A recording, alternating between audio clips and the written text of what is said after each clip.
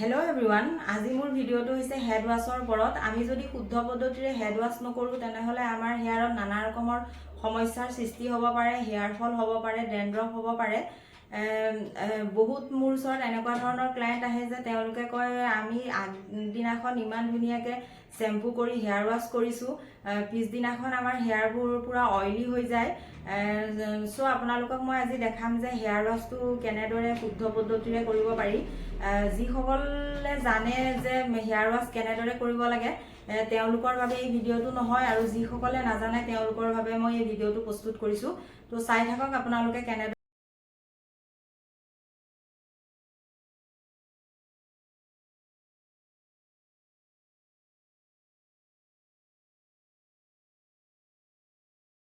আপোনালোকে প্ৰথমতে হেয়াৰখিনি অলপ পানী দি ভিজাই ল'ব লৈ পেলাই আপোনালোকে মগ এটা ল'ব মগত নিজৰ পৰিমাণ অনুযায়ী শ্যাম্পু উলিয়াই ল'ব তাত অলপ পানী দি ল'ব দি পেলাই শ্যাম্পুখিনি ধুনীয়াকৈ ঘুলি ল'ব ঘুলি লৈ পেলাই আপোনালোকে স্কেল্পত লগাব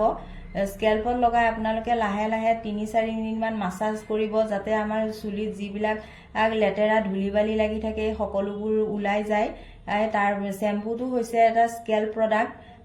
আমি যিমান পাৰো সদায় মাইল্ড শ্যাম্পু ব্যৱহাৰ কৰিব লাগে মই যোনটো শ্যাম্পু ব্যৱহাৰ কৰিছো এটো লৰিয়েলৰ হয় যিমান কেমিক্যাল কম থাকে তিমানে আমাৰ চুলিখিনিৰ কাৰণে ভাল হয় তাৰ পিছত আপোনালোকে ধুনীয়াকৈ ধুই পেলাব